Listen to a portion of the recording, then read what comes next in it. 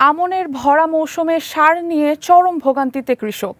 সরকারি দামের চেয়ে বস্তা প্রতি ৫০০ থেকে ৭০০ টাকা বেশি দিয়েও মিলছে না চাহিদা মতো সার। অথচ সরকারের দাবি দেশে পর্যাপ্ত মজুদ রয়েছে, দেওয়া হচ্ছে হাজার হাজার কোটি টাকার ভর্তুকি। তাহলে গুদামে থাকা সার যাচ্ছে কোথায়? সংকটের কারণই বা কি? বিস্তারিত জানাচ্ছেন কামরুল হাসান। আমন মৌসুমে মাঠ জুড়ে ব্যস্ততা। ধানের পরিচর্যায় এখন সবচেয়ে বেশি প্রয়োজন সারের, কিন্তু সেই সার কিনতেই কৃষকের নাভিশ্বাস। সরকার নির্ধারিত দামে ইউরিয়া ও টিএসপির ৫০ কেজির বস্তা ১৩৫০ টাকা এবং ডিএপি ১০৫০ টাকায় বিক্রি করার কথা। অথচ কৃষকের অভিযোগ, কোথাও কোথাও এসব সার কিনতে হচ্ছে বস্তা প্রতি ৫০০ থেকে ৭০০ টাকা পর্যন্ত বেশি দামে। অভিযোগ শুধু দাম বাড়ানোই নয়, সরকারি ভর্তুকির সার নিয়েও অনিয়মের। কোথাও নির্ধারিত গুদামের বাইরে সার মজুদের অভিযোগ, কোথাও আবার বরাদ্দের সার মিলছে না।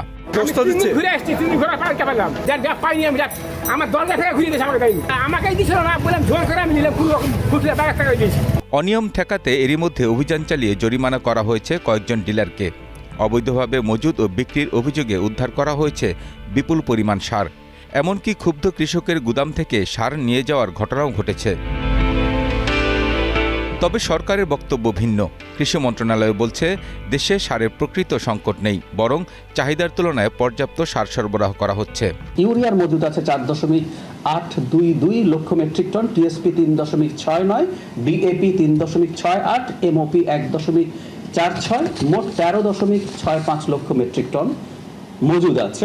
সরকারি হিসাবে বর্তমানে গুদামে রয়েছে প্রায় ১৩,৬৫,০০০ টন সার। পরিস্থিতি সামাল দিতে ২০২৬-২৭ অর্থবছরে আরও ৩,৬৫,০০০ টন সার কেনার অনুমোদন দেওয়া হয়েছে। এতে ব্যয় হবে প্রায় ২,৬৯৫ কোটি টাকা। কৃষকের উৎপাদন খরচ কমাতে সরকার বছরে ২৮,০০০ কোটি টাকার বেশি ভর্তুকি দিচ্ছে। গত অর্থবছরে সার কেনার বিপরীতে প্রায় ২৯,০০০ কোটি টাকা বকেয়া পরিশোধ করা হয়েছে। প্রশ্ন হচ্ছে, সরকারের এত ভর্তুকির পরও কৃষককে কেন বেশি দামে সার কিনতে হচ্ছে? এর সঙ্গে যুক্ত হয়েছে দীর্ঘদিন ধরে একটি বড় সার কারখানা বন্ধ থাকার বিষয়টিও। ২০২৫ সালের মার্চ থেকে আশুগঞ্জ সার কারখানায় ইউরিয়া উৎপাদন বন্ধ। ১৭ মাসেও সেখানে উৎপাদন হয়নি একদিনও। এতে প্রায় ৫.৫ লাখ টন ইউরিয়া উৎপাদন ব্যাহত হয়েছে। পরিস্থিতি সামাল দিতে এবার সরাসরি মাঠে নজরদারি বাড়িয়েছে সরকার।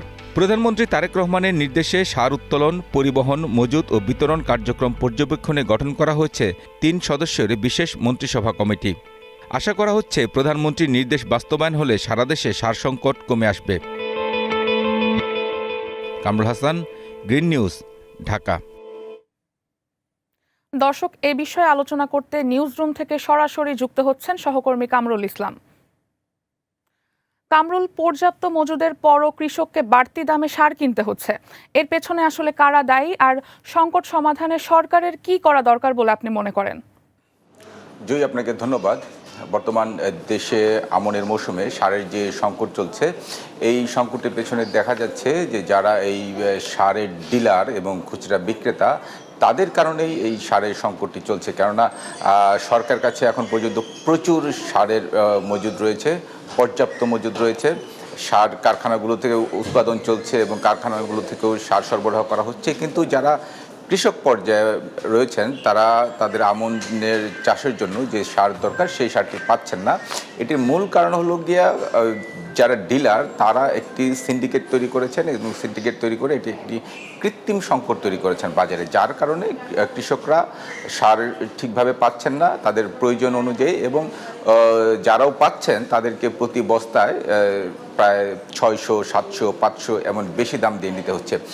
সরকার পক্ষ থেকে যেটি বলা হচ্ছে যে এখন পর্যন্ত সরকারের গোডাউনে প্রায় ১৩,৬৫,০০০ টন সার মজুদ রয়েছে, এবং গতকালকে তথ্য উপদেষ্টা প্রধানমন্ত্রীর জাহিদুর রহমান তিনিও জানিয়েছেন যে সারের কোনো সংকট এখন পর্যন্ত দেশে নেই, দেশে পর্যাপ্ত সার রয়েছে, এবং আগামীতে যে সার লাগবে সেই সারগুলোর জন্য বাইরে থেকে যে ক্রয় করা হয় সেই ক্রয়ের বিষয়টি ইতিমধ্যে নিশ্চিত করা হয়েছে।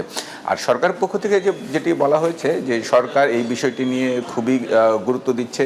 ইতিমধ্যে সরকারের যে স্থানীয় প্রশাসন রয়েছেন, বিশেষ করে করে উপজেলা নির্বাহী কর্মকর্তা এবং জেলা প্রশাসক তারা বিভিন্ন জায়গায় যেসব জায়গায় সারের সংকট রয়েছে সেসব জায়গাগুলো যারা ডিলার রয়েছে তাদের কাছে যাচ্ছেন, তাদেরকে দেখছেন এবং পর্যাপ্ত সারের যে সারগুলো ডিলাররা উত্তোলন করেছেন সেই সারগুলো তারা বিক্রি করেছেন নাকি তারা মজুত করে রেখেছেন এই বিষয়গুলো নজরদারি করা হয়েছে এবং বিভিন্ন জায়গায় বিভিন্ন ডিলারকে জরিমানা করা হয়েছে, তাদের কাছ থেকে মজুত করা সার উদ্ধার করা হয়েছে এবং এটি সরকারের এখন একটি অন্যতম গুরুত্বপূর্ণ বিষয়। এই আমনের মৌসুমে যেন সারের সংকট না হয় এর জন্য প্রধানমন্ত্রী তারেক রহমান বিষয়টি নিয়ে বৈঠক করেছেন এবং বৈঠকে তিনি 3 জন মন্ত্রীর নেতৃত্বে একটি কমিটি করে দিয়েছেন যেন কোনোভাবেই এই সারের সংকট না হয় এবং এই সংকটের কারণে যেন কৃষকরা তাদের চাষাবাদ ব্যাহত না হয়, কৃষকদের চাষাবাদ। একটি কথা বলা যায় যে সরকার যে পদক্ষেপ নিয়েছে এবং সরকারের গোডাউনে যে সার রয়েছে এবং যে সার এখন পর্যন্ত মজুদ রয়েছে এতে ধারণা করা হচ্ছে যে সরকারের এই পদক্ষেপের কারণে আমন মৌসুমে যে কৃত্রিম সংকট সৃষ্টি করা হয়েছিল সেই সংকটটি কেটে যাবে এবং কৃষকরা খুব দ্রুত তাদের যে প্রয়োজনীয় সার আমন মৌসুমের জন্য সেটি পাবে। আপনাকে ধন্যবাদ। আপনাকে ধন্যবাদ কামরুল। এদিকে কুষ্টিয়ায় সার সংকটের কারণে একরকম হাহাকার চলছে কৃষকের মাঠে। নির্ধারিত মূল্যে মিলছে না প্রয়োজনীয় ইউরিয়া, ডিএপি কিংবা পটাশ সার। তবে বাড়তি দাম দিলে ঠিকই মিলছে সার, এমন অভিযোগ করেছেন ভুক্তভোগী কৃষকরা। দ্রুত এমন পরিস্থিতির উত্তরণ চান সবাই। কুষ্টিয়া প্রতিনিধি জিয়ারুল ইসলামের প্রতিবেদন জানাচ্ছেন মৌসুমী মৌ। ফসল রক্ষায় যখন সারের তীব্র প্রয়োজন ঠিক তখনই কৃত্রিম সংকটে দিশেহারা দেশের কৃষকরা। ভোররাত থেকে লাইনে দাঁড়িয়েও খালি হাতে ফিরছেন তারা। ডিলাররা বরাদ্দের ঘাটতির অজুহাত দিলেও অতিরিক্ত টাকায় পেছনের দরজা দিয়ে মিলছে বস্তা বস্তা সার।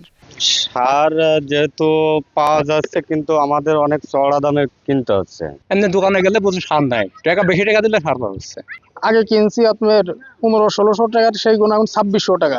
এদিকে সংকটের কারণ হিসেবে কৃষকদের চাহিদার তুলনায় সরকারি বরাদ্দ কম হওয়ার কথা বলছেন ডিলাররা। তাদের দাবি পেছনের দরজা দিয়ে সার বিক্রির কোনো সুযোগ নেই। আমাদের এখানে যেটুকু আমরা পাচ্ছি সেটুকু আমরা চাষি পর্যায়ে অবশ্যই দেওয়ার চেষ্টা করছি এবং সরকারি ন্যায্য মূল্যে আমরা দেওয়ার চেষ্টা করছি। কখনোই আমরা কোনো চাষির কাছে কখনো সারের দাম আমরা কখনো বেশি নিচ্ছি না। কৃষি বিভাগ বলছে সারের কোনো ঘাটতি নেই, কৃষকদের অতিরিক্ত ব্যবহারের কারণেই এমনটি ঘটছে। সরকারি হিসেব মোতাবেক এবং বৈজ্ঞানিক যে ডোজ সেই জায়গা থেকে আমাদের কোনো সংকট নেই, কিন্তু কৃষকের যে একটা টেন্ডেন্সি যে অতিরিক্ত সার ব্যবহার করলে অতিরিক্ত ফসল উৎপাদন হয় এই টেন্ডেন্সি থেকে বেরিয়ে আসতে হবে। কৃষক যদি এখান থেকে বেরিয়ে এসে বৈজ্ঞানিক পরামর্শ মোতাবেক কৃষি কাজ করে তো এইটা আসলে সংকট বলে কিছু থাকবে না। কাগজে কলমে সারের ঘাটতি না থাকলেও বাস্তবে কৃষকের পকেট খালি হচ্ছে। দ্রুত সংকট দূর হবে এমনটা প্রত্যাশা প্রান্তিক চাষিদের। মৌসুমী মৌ, গ্রিন। ধন্যবাদ। সার সংকটের খবর জানাতে এবার কুষ্টিয়া থেকে যুক্ত হচ্ছেন সহকর্মী জিল্লুর রহমান। জিল্লুর, কুষ্টিয়ায় সারের মূল্যবৃদ্ধি এবং কৃত্রিম সংকট প্রতিরোধে প্রশাসন কোনো ব্যবস্থা নিয়েছে কিনা আমাদেরকে জানাবেন, আর কৃষক কি বলছেন? ধন্যবাদ জয়ী। কুষ্টিয়াতে কৃত্রিম সার সংকট সেটা কিন্তু দিন দিন বৃদ্ধি পাচ্ছে। এদিকে কৃষকরা কিন্তু এই সার, ন্যায্য মূল্যে সার এবং সঠিক সময়ে সার না পাওয়ার কারণে ক্ষোভ প্রকাশ করছে।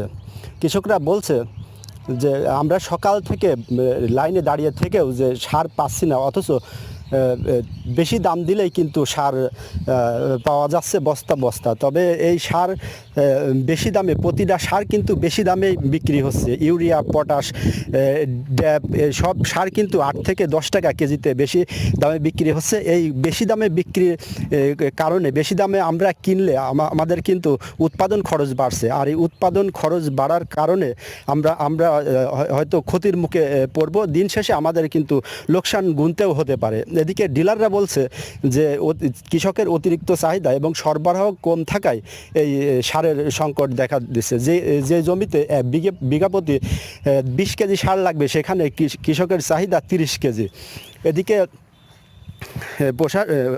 কৃষি কৃষি বিভাগ জানিয়েছেন যে কৃষকের চাহিদা এবং কৃত্রিম যে সার সংকট সেটা কিছু খুচরা বিক্রেতা কিন্তু এই কৃত্রিম সার সংকট তৈরি করছেন। তারা সার মজুত করে রেখে বেশি দামে বিক্রি করার যে সমস্যাটা সেটা কিন্তু তারা তৈরি করছেন। আমরা ইতিমধ্যে 2-3 জনকে ভ্রাম্যমাণ আদালতের মাধ্যমে জরিমানা করেছি এবং এ ধরনের অভিযোগ যদি থাকে তাহলে আরও আমরা এই যে সার সংকট যারা সৃষ্টি করছেন তাদের আমরা আইনের আওতায় এনে কিন্তু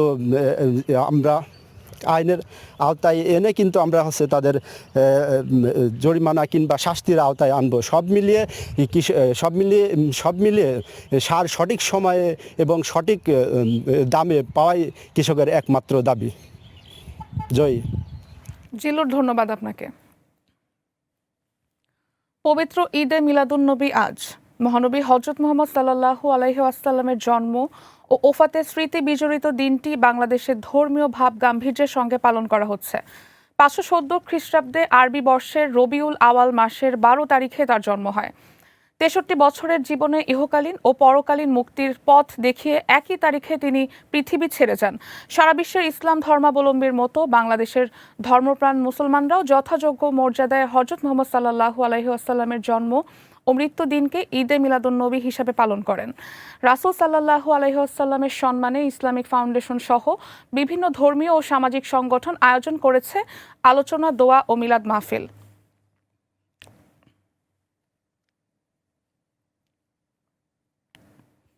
পবিত্র ঈদে মিলাদুন্নবী উপলক্ষে দেশের বিভিন্ন জেলায় দোয়া মাহফিল ও শোভাযাত্রা হয়েছে। চট্টগ্রামে ঐতিহাসিক জশ্নে জুলুসে অংশ নেন হাজারো মানুষ। ফরিদপুরে বিশ্ব জাকের মঞ্জিলেও আয়োজন করা হয় বিশেষ অনুষ্ঠান। প্রতিনিধিদের সহায়তায় ইসমত আরা অনুর রিপোর্ট।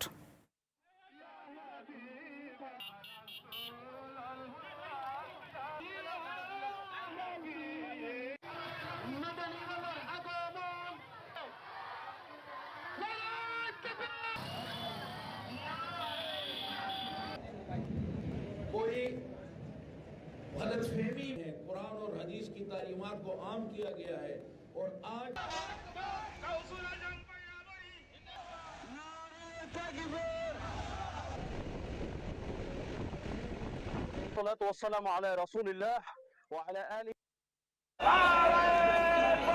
শান্তি, মানবতা আর অহিংসার বার্তা নিয়ে বন্দরনগরী চট্টগ্রামে অনুষ্ঠিত হল ৫৫তম ঐতিহাসিক জশ্নে জুলুস। মহানবী হযরত মুহাম্মদ সাল্লাল্লাহু আলাইহি ওয়াসাল্লামের আদর্শের বাণী ছড়িয়ে দিতে ভোর থেকেই নগরে জড়ো হতে থাকেন বিপুল সংখ্যক মানুষ। পরে র্যালি বের হয় চট্টগ্রামের প্রধান প্রধান সড়কে। ঈদে মিলাদুন্নবীর আবহ ছড়িয়ে পড়েছে সিলেটেও। জেলার গোয়াইনঘাটে বর্ণাঢ্য র্যালি শেষে দেশ ও জাতির সমৃদ্ধি এবং মুসলিম উম্মাহর কল্যাণ কামনায় বিশেষ দোয়া করা হয়। এদিকে আধ্যাত্মিক আবহ ও দুরুদ সালামের ধ্বনিতে মুখরিত ফরিদপুরের সদরপুরের বিশ্ব জাকের মঞ্জিল দরবার শরীফ। দিনরাত ব্যাপী কর্মসূচিতে ফজর ও নফল ইবাদতের পাশাপাশি চলে জিকির ও মিলাদ মাহফিল। বুধবার বাদ ফজর বিশেষ মোনাজাতের মধ্য দিয়ে শেষ হয় এই ধর্মীয় আয়োজন। গাজীপুরও সকালে বরিয়াবর দরবার শরীফে সৈয়দ গোলাম মাওলা রেজভির তত্ত্বাবধানে অনুষ্ঠিত হয় আলোচনা সভা ও দোয়া মাহফিল। পরে কয়েকশো গাড়ির বহর নিয়ে হাজারো ভক্তের উপস্থিতিতে এক বর্ণাঢ্য র্যালি বের করা হয়। মহানবী সাল্লাল্লাহু আলাইহি ওয়াসাল্লামের জীবন আদর্শ ধারণ করে সমাজে শান্তি ও সম্প্রীতি বজায় রাখার আহ্বান জানান বক্তারা। Ismat Ara Anu, green news desk. Sylhet Shahjalal মাজার থেকে ঈদে মিলাদুন্নবী উপলক্ষে জশ্নে জুলুসের খবর জানাচ্ছেন সহকর্মী ফারুক মিয়া।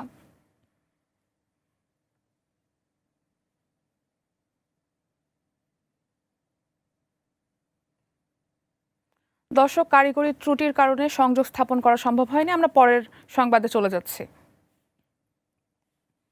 পবিত্র ঈদে মিলাদুন্নবী উপলক্ষে দেশবাসী সহ বিশ্বের মুসলিম উম্মাহকে আন্তরিক শুভেচ্ছা ও মোবারকবাদ জানিয়েছেন রাষ্ট্রপতি মির্জা ফখরুল ইসলাম আলমগীর এবং প্রধানমন্ত্রী তারেক রহমান। আলাদা বাণীতে তারা মহানবী হযরত মুহাম্মদ সাল্লাল্লাহু আলাইহি ওয়াসাল্লামের শান্তি, ন্যায়, সাম্য, সহমর্মিতা, ক্ষমা, ভালোবাসা ও মানবিকতার আদর্শ অনুসরণের আহ্বান জানান। রাষ্ট্রপতি বলেন, মহানবী সাল্লাল্লাহু আলাইহি ওয়াসাল্লাম সত্য, ন্যায়, ক্ষমা, সহনশীলতা ও মানুষের মর্যাদার অনন্য দৃষ্টান্ত স্থাপন করেছেন। তার আদর্শে উদ্বুদ্ধ হয়ে হিংসা, বিদ্বেষ, বিভেদ ও অন্যায় পরিহার করে শান্তি, সম্প্রীতি ও ন্যায়ভিত্তিক সমাজ ও রাষ্ট্র গড়ে তুলতে হবে। প্রধানমন্ত্রী বলেন, মহানবী সাল্লাল্লাহু আলাইহি ওয়াসাল্লামের জীবন ও আদর্শ অনুসরণ করে ব্যক্তি, পরিবার, সমাজ ও রাষ্ট্রীয় জীবনে ন্যায় ও মানবিক মূল্যবোধ প্রতিষ্ঠা করা সম্ভব। রক্ষণাবেক্ষণের অভাবে টাঙ্গাইল শহরে স্থাপিত কোটি টাকার সিসি ক্যামেরার বেশিরভাগই এখন অচল। সঠিক নজরদারি না থাকায় শহরে বাড়ছে চুরি, ছিনতাই, মাদকসহ নানা অপরাধ। জেলা প্রশাসন বলছে, নতুন করে আধুনিক সিসি ক্যামেরা স্থাপনের উদ্যোগ নেওয়া হবে। টাঙ্গাইল প্রতিনিধি মাসুদ কাউসারের প্রতিবেদন, জানাচ্ছেন মৌসুমী মৌ। টাঙ্গাইল শহরের গুরুত্বপূর্ণ মোড় ও জনবহুল এলাকায় অপরাধ নিয়ন্ত্রণে ২০১৬ সালে ৩৫টি সিসি ক্যামেরা স্থাপন করা হয়, কিন্তু রক্ষণাবেক্ষণের অভাবে বর্তমানে সবগুলোই অচল। ২০২৫ সালে জেলা পুলিশের পক্ষ থেকে 10টি সিসি ক্যামেরা স্থাপন করা হলে তার মধ্যে 7টি সচল থাকলেও বাকিগুলো অকেজো।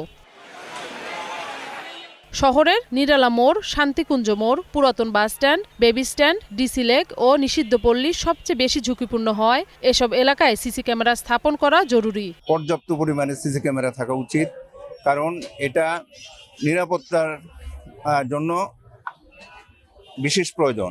আগেও সিসি ক্যামেরা আসলো, এখনো 2-1টা সিসি ক্যামেরা আছে। এমনকি সিসি ক্যামেরা আরো কয়েকটা থাকলে পরে সব থেকে বেশি ভালো হতো। 4-5 লক্ষ মানুষ এই রাস্তাতে আপ ডাউন করে, এগুলো সবারই উপকার হবো। বর্তমানে অধিকাংশ ক্যামেরা নষ্ট হয়, কিশোর গ্যাং ও মাদকের আড্ডা সহ বাড়ছে নানা অপরাধ। 15-20 জন করে কিশোর গ্যাংয়ের ছেলেবেলেরা এখানে এসে চিনি না জানি না অনেকে এখানে আড্ডা মারে। এটা ধরতে গেলে এটা একটা মাদকের একটা বিশাল একটা পয়েন্ট। অনেক সময় হিরোইন ছিরা অনেক কিছু নেওয়া জায়গা, এতে ওইটার লেগেও হেল্প হবো সিসি ক্যামেরা থাকলে। কার্যকর সরকার করে তাহলে সাধারণ জনগণের জন্য ভালো। জেলা প্রশাসন জানিয়েছে, নগর নিরাপত্তা জোরদারে নতুন করে সিসি ক্যামেরা স্থাপনের পরিকল্পনা গ্রহণ করা হয়েছে। বিভিন্ন কারণে এই সিসি ক্যামেরাগুলো নষ্ট হয়েছে। আমরা পৌরসভা থেকে জেলা প্রশাসক টাঙ্গাইল মহোদয়ের সার্বিক নির্দেশনায় এগুলো আবার পুনরায় লাগানোর উদ্যোগ গ্রহণ করেছি। নতুন করে সিসি ক্যামেরা স্থাপন করলে চুরি, ছিনতাই, ডাকাতি সহ সব ধরনের অপরাধ প্রবণতা কমবে বলে জানান পুলিশের এই কর্মকর্তা। সিসি ক্যামেরাগুলো লাগানোর উদ্যোগ নেওয়া হচ্ছে। তো যদি লাগানো হয় তাহলে আমরা যেমন উপকৃত হব, একই সাথে জনগণ অনেক বেশি উপকৃত হবে। কারণ ব্যস্ততম জায়গাগুলোতে দিনের বেলাতে হোক বা রাতের বেলাতে হোক বিভিন্ন রকম দুর্ঘটনা ঘটে। শহরের নিরাপত্তা জোরদারে অচল সিসি ক্যামেরা সংস্কার ও নতুন সিসি ক্যামেরা স্থাপনে উদ্যোগ নেবে প্রশাসন, দাবি পৌরবাসীর। মৌসুমী মৌ, গ্রিন নিউজ ডেস্ক। রাজবাড়ীর কাঁচা বাজারে গত সপ্তাহের তুলনায় কিছুটা স্বস্তি ফিরছে। সরবরাহ বেশি থাকায় দাম নাগালের মধ্যে আসছে বলে জানান বিক্রেতারা। সপ্তাহ ব্যবধানে কমেছে সবজি ও কাঁচামরিচের দাম। এতে স্বস্তির কথা বলছেন মধ্যবিত্ত ও নিম্ন আয়ের মানুষ। তবে কিছুটা বেড়েছে ব্রয়লার মুরগির দাম। বাজার নিয়ন্ত্রণে নিয়মিত তদারকি অব্যাহত রাখার দাবি জানিয়েছেন ক্রেতারা।